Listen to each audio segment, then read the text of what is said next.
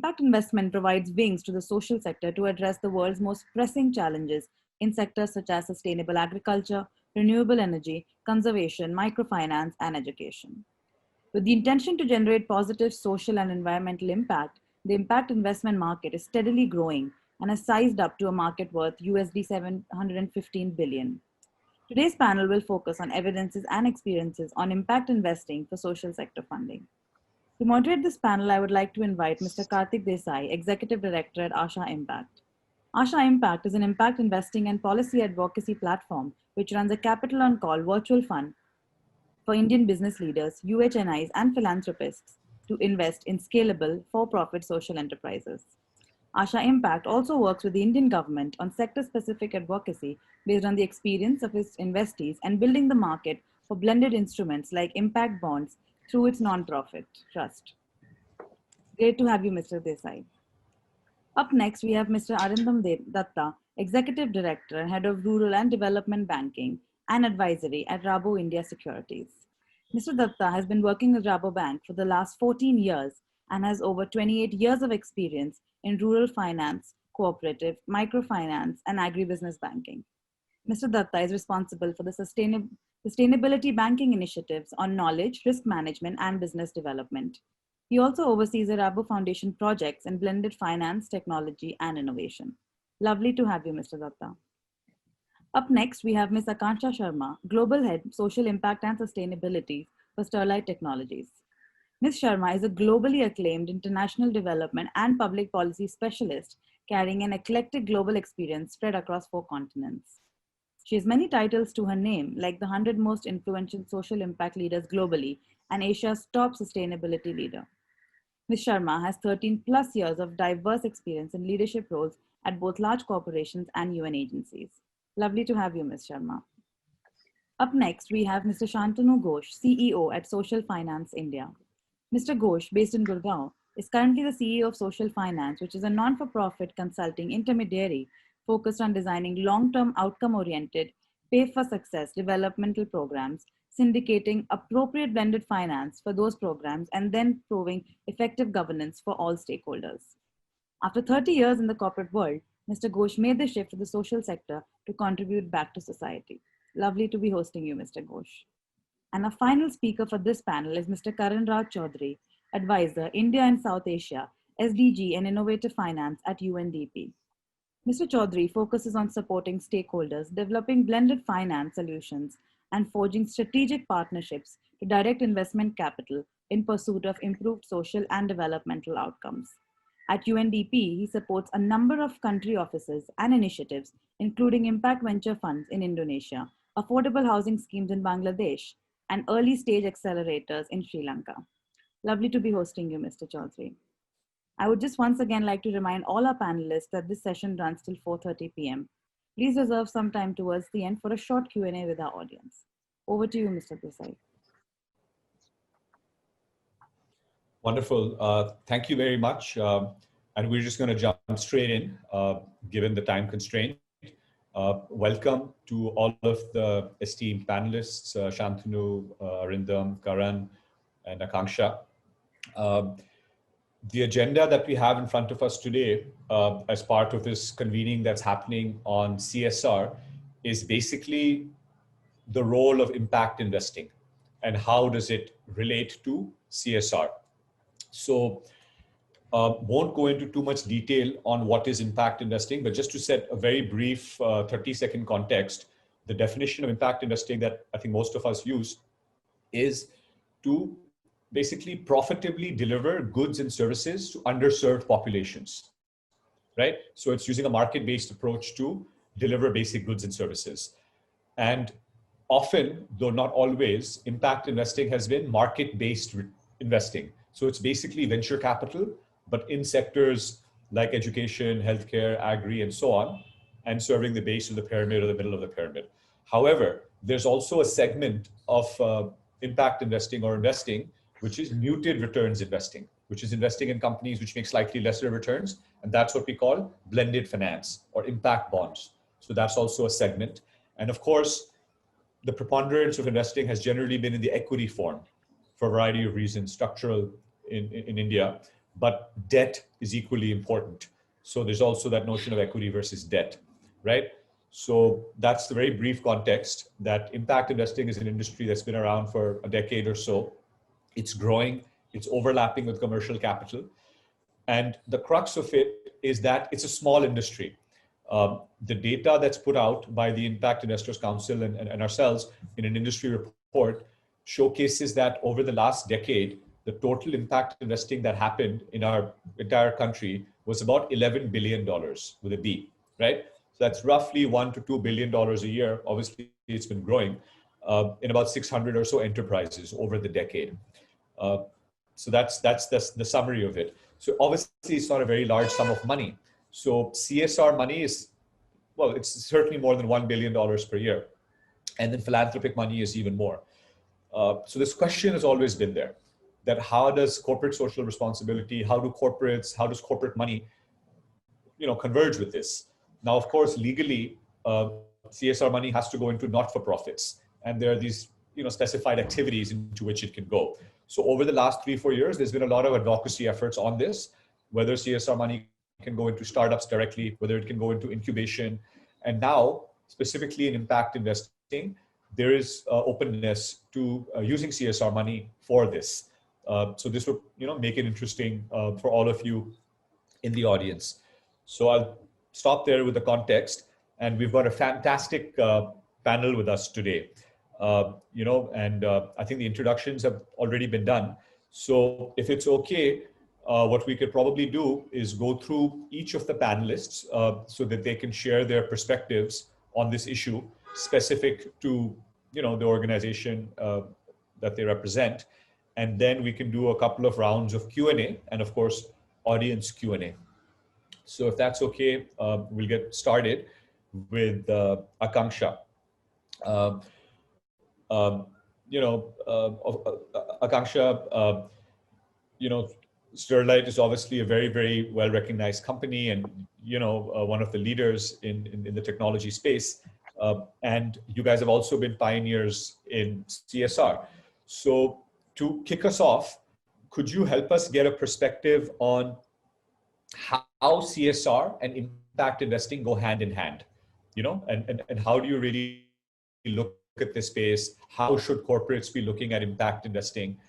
And what are the different ways that CSR can be used in a creative manner? What are some of the things that you guys have done? Maybe we can get started with that. Thank you, Karthik. And thanks everyone for having me here.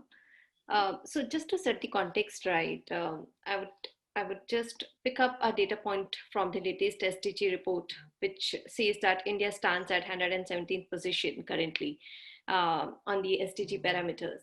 And, together, both the private and the public sector in 1920 could invest only about $1 billion USD for the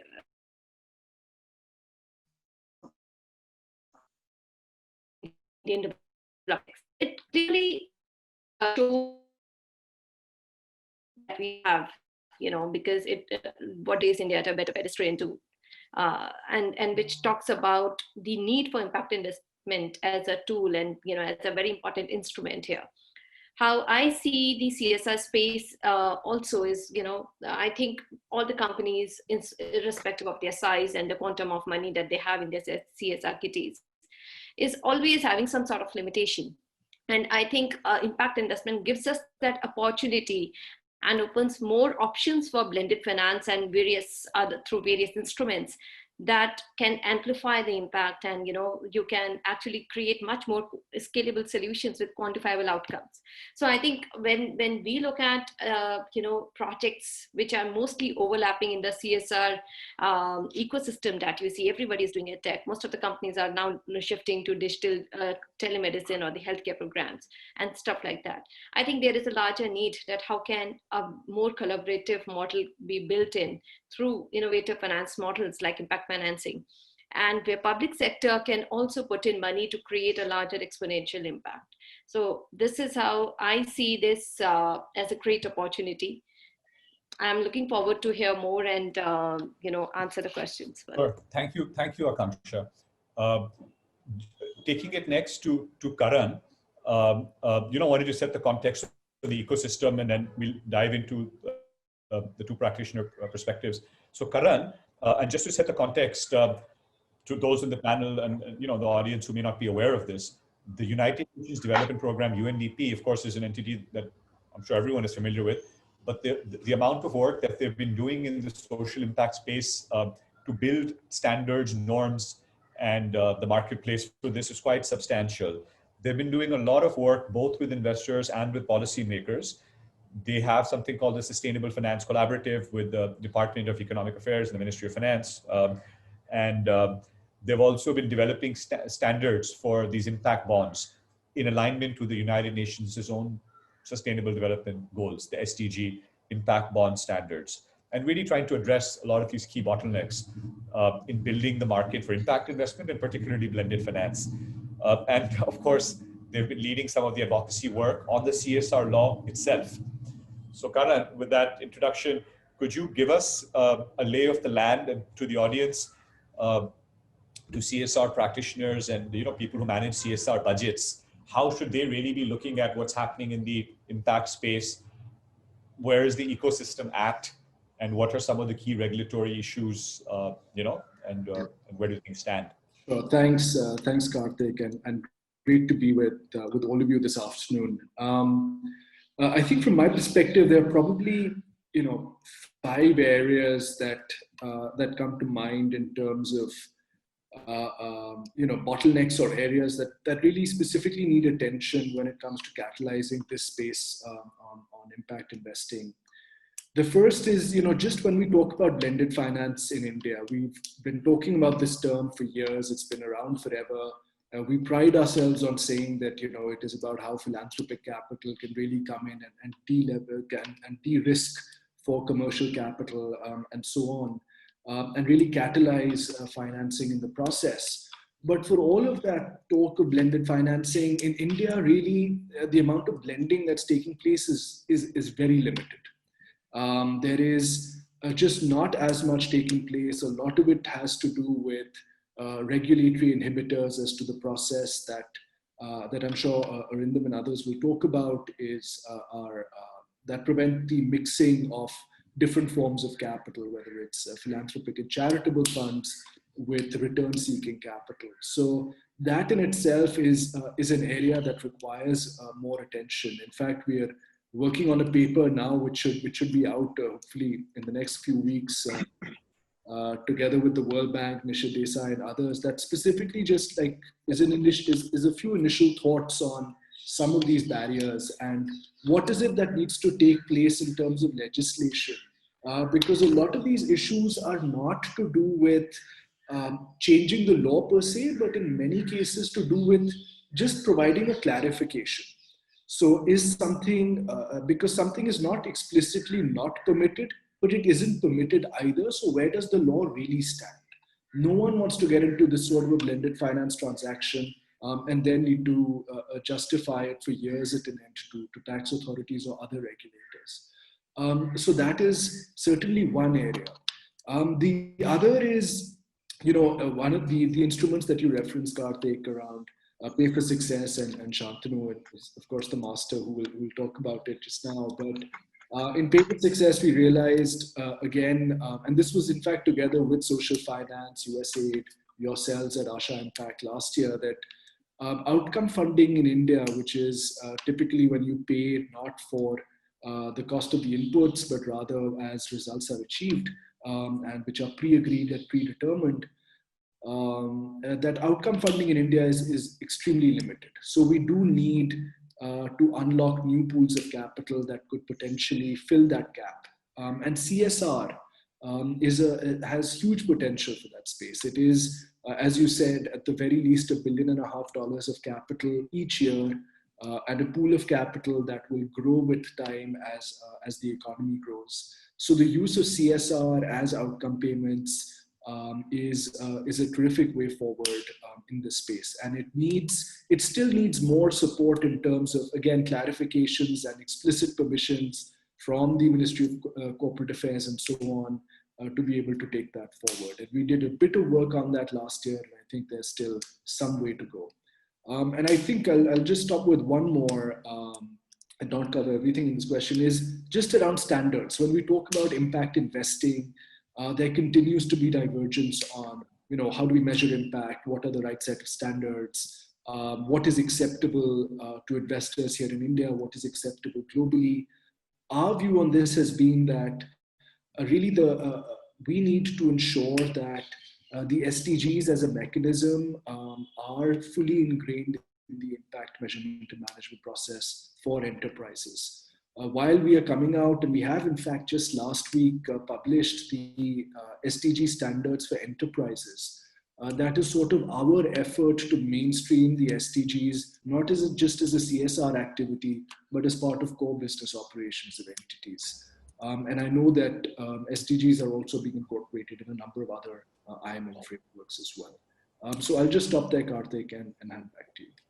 Thanks, Karan. I think you've really flagged a couple of key issues, which we'll come back to, something for all the panelists to think about. One is, what exactly are those regulatory ambiguities and clarifications that one is seeking?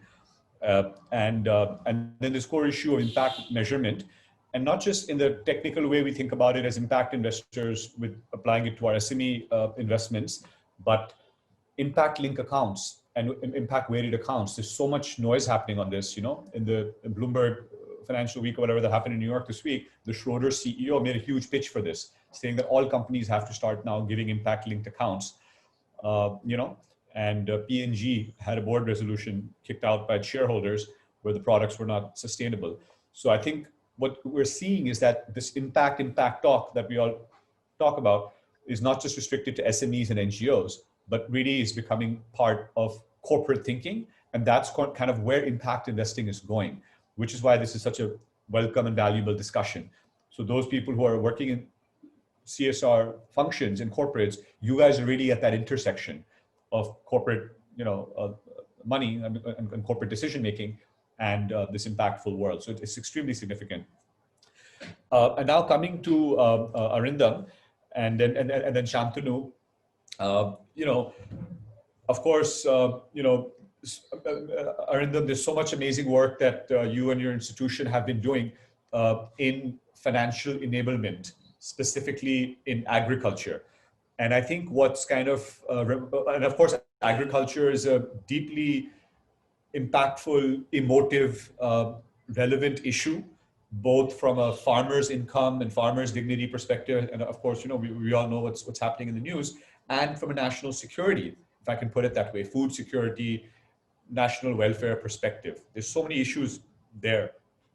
So you work on that issue and financial enablement, and it's backed by banks in many cases. And you're focusing on debt access, right? And some of the issues that Karan had mentioned about, the mingling of funds and how to bring money in. Could you give us a bit of a lay of the land? Because I think what you guys have done in Agri is very cutting edge. It may be very useful for people to just even understand what all things you guys are doing. And what do you see as the key challenges currently, and where CSR money or CSR, thinking can be helpful?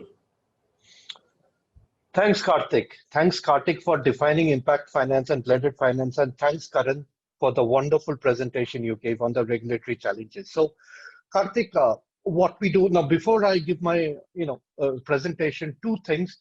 One is a lot of work is going on in India and in the other emerging economies, work done by the social sector, by the government or organizations like the World Bank, ADB, on building up enterprises, collectives, or in strengthening the education health system.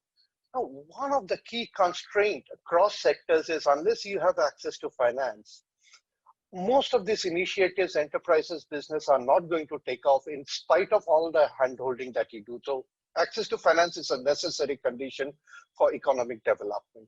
Second is, if we talk about the SDG 17, that's extremely critical. Collaboration across sectors, I'm talking of the public sector, the private sector, and the development sector, is critical. It's not easy. I'll give you a couple of examples.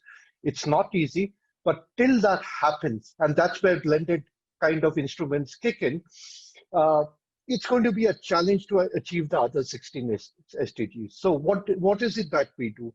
About 6-7 years back, I mean, the discussion we are having now, we had the discussion internally as to how we could create blended finance solutions for access to finance to the underserved segment within the F&A, food and agribusiness supply chain, smallholder farmers and their collectives.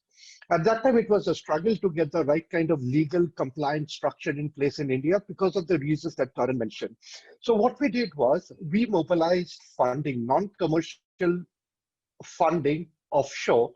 We contributed, and there were other organizations which contributed, and we issued a guarantee to Indian financial institution, one institution, to be able to provide debt financing to a farmer cooperative. It was an organic cotton, cooperative. Now, since then, the learning has been huge. That was the starting point for us, and since then, we have been running 14 blended finance instruments for farmer producer organizations, for ag tech, for ag fintech, all to ensure access to finance for smallholder farmers. And each one of them is unique. And we have about 14 financial institutions in India, which includes NBFCs, mainstream regulated banks, and the so-called impact funds who are fronting all these transactions. So what we do is we syndicate non-commercial capital offshore, and we issue a guarantee through Rabobank to these financial institutions for a well-defined end use. I'll just give you two examples.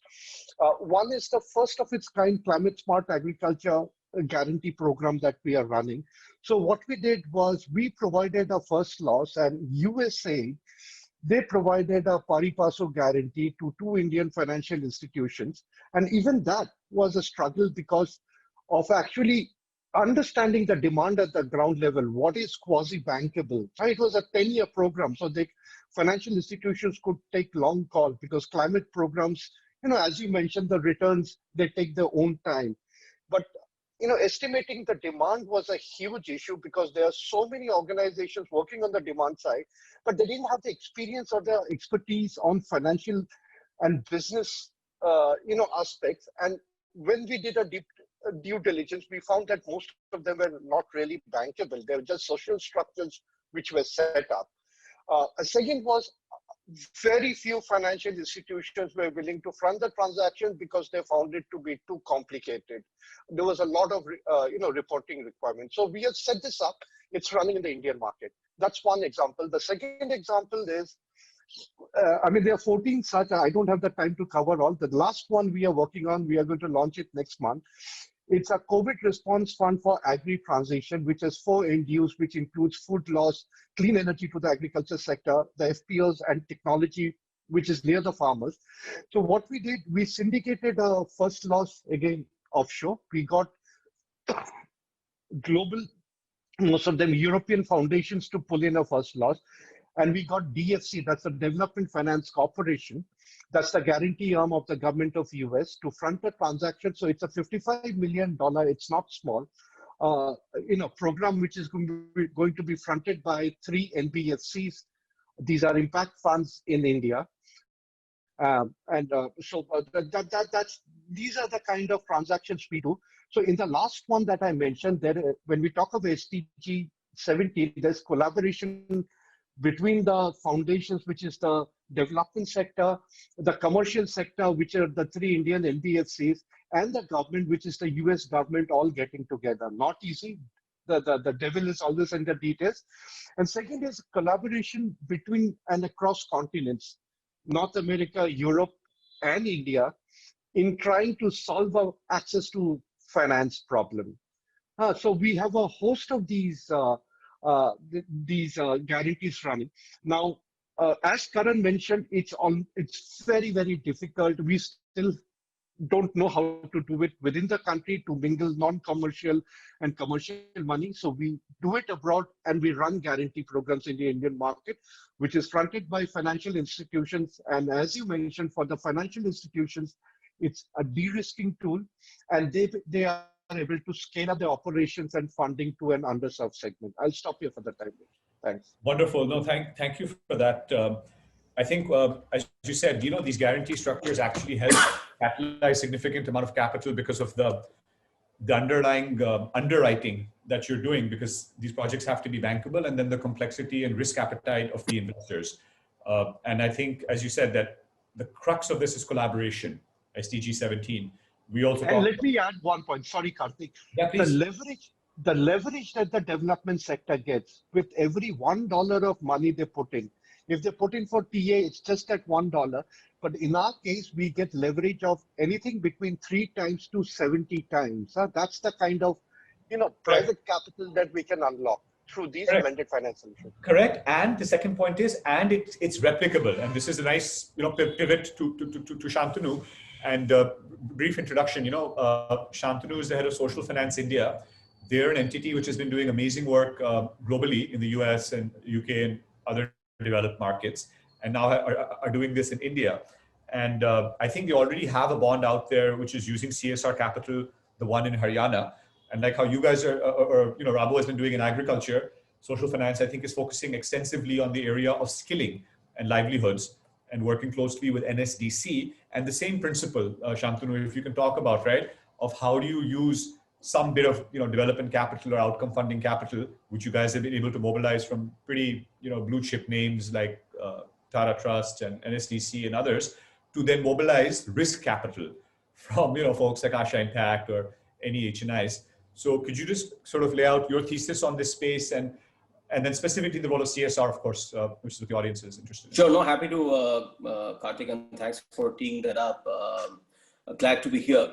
So let me maybe make the point on 2 different dimensions. The first point is Akanksha teed up this whole thing about the finance gap with SDG goals and the requirements of finance. Now, if you think of how the gap will get covered, there are 3 levels to cover any gap. One is, obviously the development sector has to put in more money. But there's obviously a limitation to that. The other is to use it as leverage to get more money from the commercial sector, which is what Arindam talked about. And the third is also to get far more return effectiveness from that money in terms of impact. And what I'll try and do is to divide this conversation into 2 parts. One is the leverage part of the conversation, and one is the impact part of the conversation. Now, if you look at CSRs, and CSR Box recently came out with a report on the CSR of the 260 or 270 odd companies, which probably would be about 60% of CSR in India. That's about 11,000 or 12,000 crores of CSR. Now, the striking figure there is that 11,000 or 12,000 crore has gone to 4,500 projects. Okay, so that effectively works out to about a 2.5 crore per project in the year. And if you reflect back and think about how do CSRs approach this? Now, there are 3 types, right? There are some really large CSRs, large groups of companies which have their own foundations, which have their own long-term programs. And maybe, half of them do a very good job in really driving impact at scale and create multiplier effect of that impact. So that's about 25%. So that's about 12.5% of the overall CSR money. But the balance 87.5% essentially is 2 things, which is a lot of these interesting experiments and investments. I mean, we had Bajaj Electrical talk about fascinating work that they're doing in Himachal Pradesh with solar panels. But they are all small scale and relatively small scale, which also bears out with that number of per project kind of spend, right? And the other is that they do a lot of capability support to the sector through the volunteering and through the people. So my ex-company, Genpact, does huge amount of that through their fellowship programs and stuff like that. Now, where the opportunity lies is for people like us who come in as intermediaries and try and co-create larger programs, which are outcome focused and which has payment correlated to levels of outcomes achieved, is to really find ways to galvanize that 87.5% of CSR money into much larger, much higher impactful programs together with collaboration, right? And I'll give you the example of Haryana. The Haryana bond that Karthik referred to is an early education experiment, grades 1 to 3, 120,000 odd kids over a 3-year period, and basically focused at learning outcomes, not how many kids complete the classes and all, whether they become grade ready as at end of grade 3. And we all know that in India, at end of grade 3, we have a serious problem of how many such students are actually able to do the reading and the writing, which is equivalent to grade 3. So that's actually trying to solve for that. It's in Haryana. And the interesting thing of that, so that's about a 20 crore program, 3 years commitment, two funders, one anchor funder, one smaller funder, both CSR, guaranteed by a foundation in terms of the results. So if the results are not achieved as per the targets, then the cost per beneficiary and the outlay will become lower in a correlated manner. Now, that's one part. So that's a scale, that's long-term, outcome-focused, pay for success. But I think the more important part is that this program started last year, and obviously then COVID happened. And this program is essentially driven at in-school teacher intervention. So now the entire program has had to be redrafted and redone in terms of the nature of the intervention. And what has happened is, because the funders are committed, because the guarantor is committed, because the evaluator is committed, because the delivery agency is committed, because we as a convening agency are committed. So the 6 of us are iterating to make it work so that at least these students have some level of intervention even during this period. And we are still not going away from the grade level competency that is being looked at. And I think that's really an opportunity in how we think about it. And we have a couple of other such programs coming up, each of them 40 crores, 4 years kind of model, where two, three funders coming together along with a couple of agencies and stuff really creates long-term sustainable program. And the Haryana program, even those other programs, even after 4 years, it doesn't mean that that whole thing goes off, because it creates capability in the system. And I think that's where the return on investment becomes much higher. On the leverage side, I think the point which Kartik alluded to, what we are trying to do on the skill side with NSDC is really use philanthropic capital to create a leverage for getting commercial capital in to serve people who will otherwise not get financed, just because their risk portfolio is not done. Very similar to what Arindam is doing, even larger scale in the agricultural sector. And I think there, the reason why we haven't got CSR in the first phase introduced there is exactly the reason what Karan said, because some of the rules and regulations, including some of the clarifications which will help, create some challenges. But I'm absolutely convinced that as we prove a success on the first round of that, there is absolutely no reason why in similar kind of programs we cannot have CSR money play a very significant role, and therefore get a leverage of 10 to 1 on every rupee that CSR puts into the sector. Fantastic. Thanks, Shantanu, and all. I think this has been extremely useful, and I would love to do another round. We've got about 15 minutes, so we'll try to keep it as punchy as possible. Akanksha, based on what you just heard, right? These different perspectives on what's possible. How does STL look at it? You guys have been a pioneer in CSR. We are co-investors in some impact enterprises. So one model is to take equity investments in such and such startup. What are you guys looking to do? How are you looking at deploying your CSR funds? Would you like to fund impact bonds? How are you guys thinking about your strategy? So purely talking from my experience, Kartik, here, there are a couple of models which are running. So one is where we are trying to develop first of its kind water community program, along with the World Bank Group, and it's an impact bond along with the Maharashtra state government. And so that's where I said that, when we create a collaborative model like Impact Fund, the role of the government becomes very important, because we have also tried to evaluate few other options on the health bonds and EdTech. And we realized that not many implementing organizations are comfortable in paying interest. And that is where, they want either it to be offsetted, or the government or the state government or some other party to bear it on their behalf, and then, try to work it out. So I think this trend on pay for success model, and I would really agree with what Shantanu said, is trying to, get absorbed in the Indian social ecosystem. And I think we are just at the very preliminary stage on that part. But yeah, just to answer your question, so we are creating a very interesting EdTech program along with the AIF, again, an impact fund, where, we, as out of our CSR, we become the guarantor first and then assume the role of outcome funder.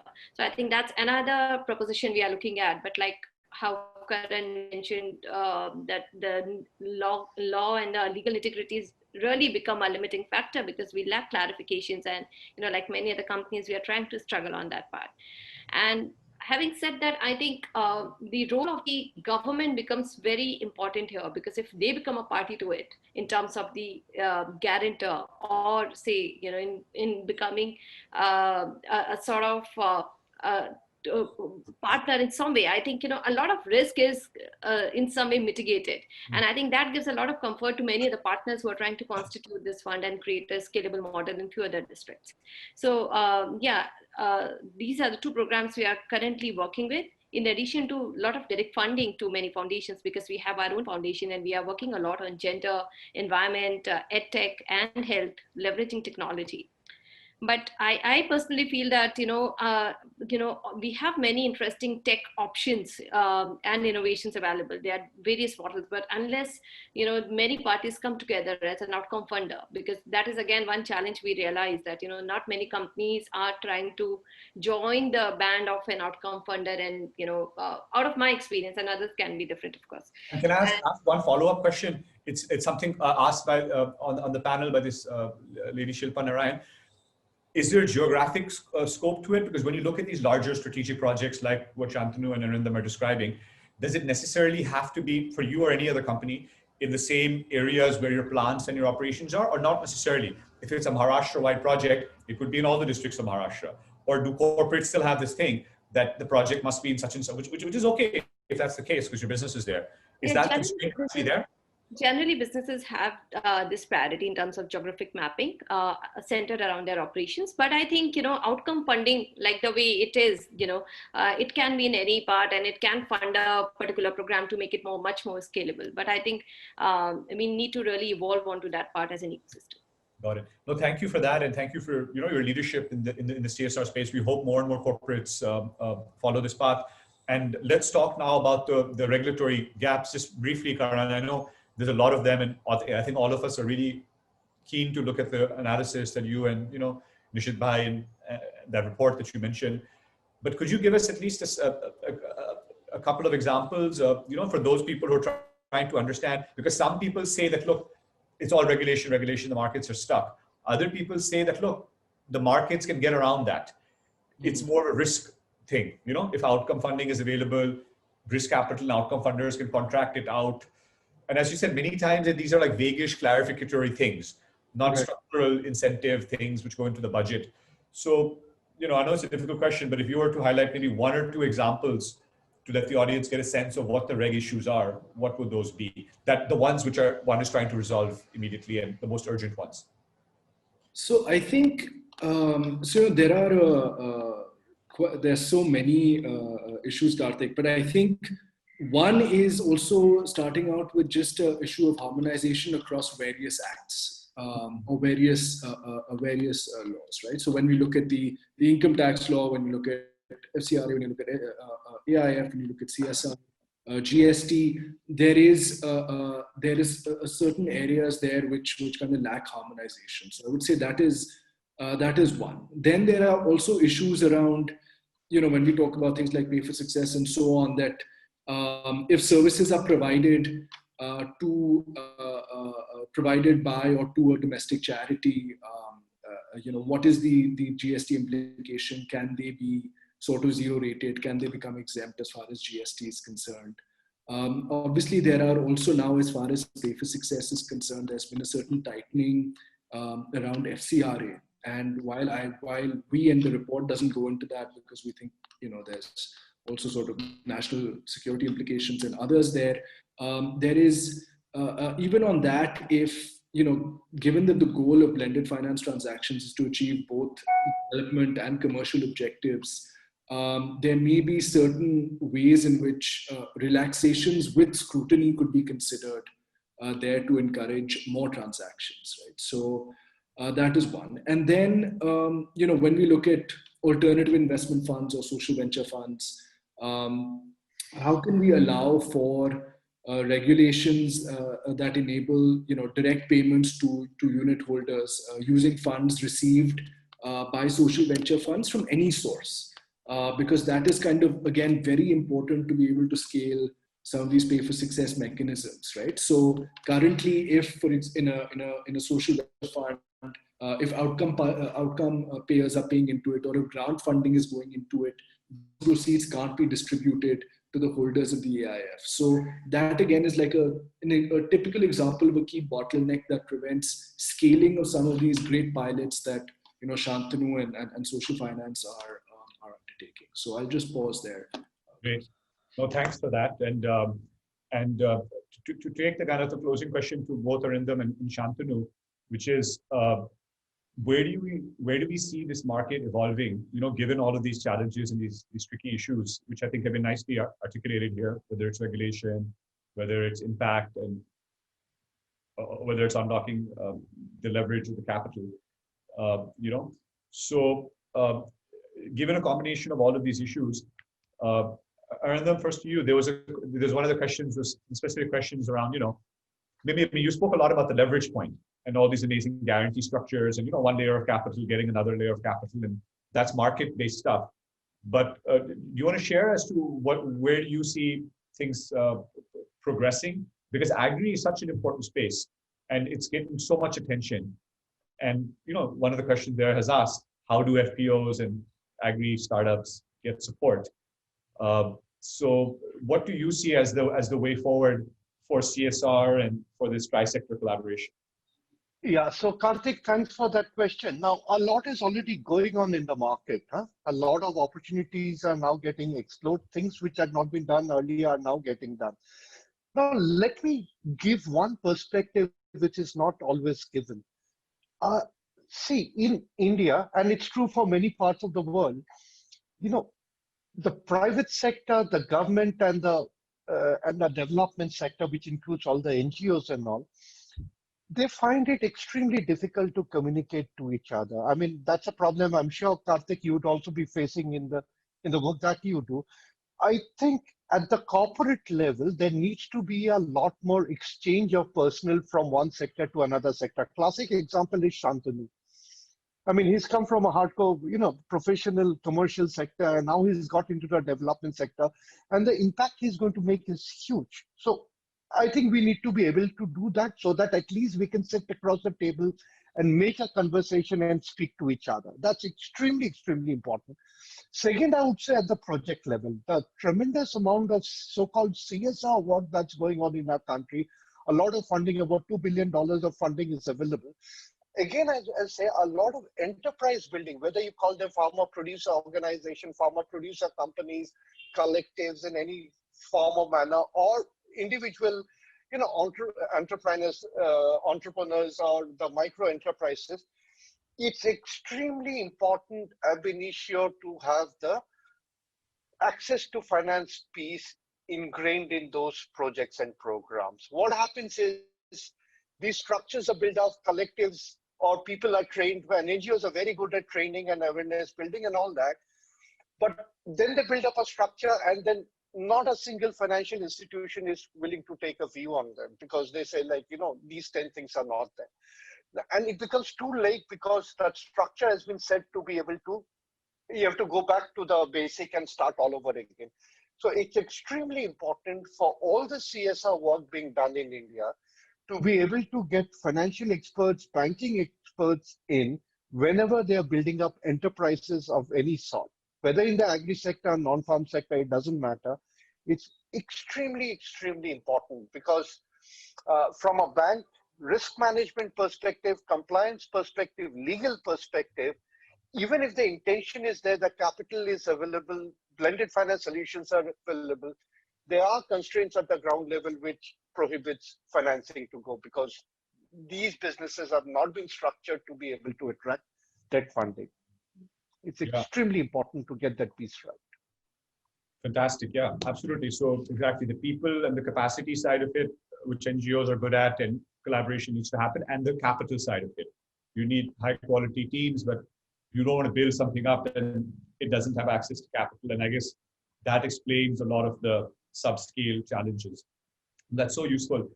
And Shantanu, last word to you, two things. And I'm trying to also, build in the questions that have been asked.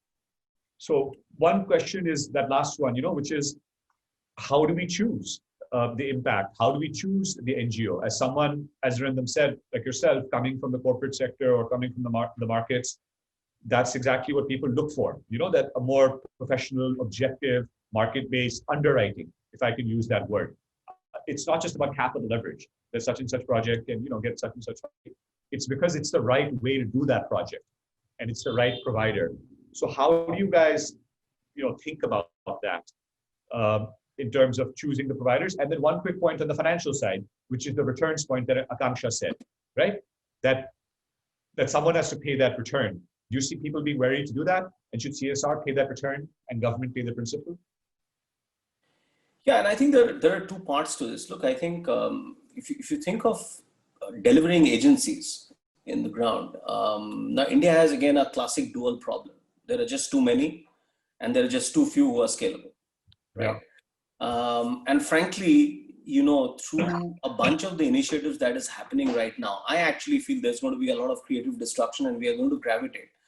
Not all for good, but inevitably we are going to gravitate to much more consolidation there, which allows for real capability and competency to be built and driven. And if you look at, Kartik, this, there's a lot of progressive foundations, especially of people who have come in from the other sectors, who have actually started doing fundamentally capability building grants. They're not even, project grants, they're just capability building grants and all. And I see that as a very, very positive move. And I think it'll get more consolidation. I think from coming back to the CSR perspective, I think we need to look at CSR on two lenses. One is that companies will have a very high incentive to work in their nearby area, in the proximity.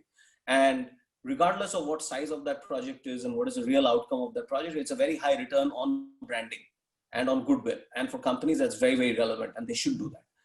But they also need to think about the balance pool, which really needs to get into consolidation, collaboration, and syndication. And I think we're just at the very start of that, and some of the examples that is happening, maybe not with CSR Capital, some of the fledgling experiments that we are trying to do, Arundham is doing, and a whole bunch of other people are doing. We need to start pushing that. And these are the forums which also need to start pushing that, including other platforms, the United Way platform, the CAF platform, the Centums of the world. I think that's a move that needs to happen. And that will fundamentally change the amount of capital that is there for building scalable impact-based models. Yeah. But it never will be 100%, and it shouldn't be, because there's a reason why corporates need the goodwill to be built, and this is a very good way to build goodwill, and they should, absolutely, for their local immediate purposes. Exactly, and it's not just about the local benefit, as you said, but many corporates have a strategic view, right? It's also, it helps build their brand. And it's not just the brand, it's genuine corporate intent. Many of them say we want to, like you mentioned the example of Genpact. Genpact is famous for its business, but also for doing these amazing things. Credit Suisse, where my other boss works, Vikram, they used to have bankers without borders. So they used to take their associates and send them to work with microfinance companies and so forth. So, you really help define certain areas. Just a crazy example of Mr. Tata is known for helping dogs or something, right? So you can take an area and really that segment. Thank you all so much for a crisp and hopefully a discussion that was useful for the audience. I certainly enjoyed it. And just a quick plug I wanted to make for Asha is that if there are CSR managers here who are interested in social impact bonds, do approach us, because we are looking at building the market for this as well, and are looking at this. And there's several instruments and transactions which are in the market. Many people don't realize that. They think there's only 2 or 3, but this market is at an inflection point. CSR capital is very, very welcome, particularly and especially as outcome funding, because without that, you don't have blended finance. So we hope that this was a useful discussion for everyone and give you a bit of a perspective on, how impact investors are thinking about CSR capital. Thank you. Wonderful. Thanks, Kartik. Thank you.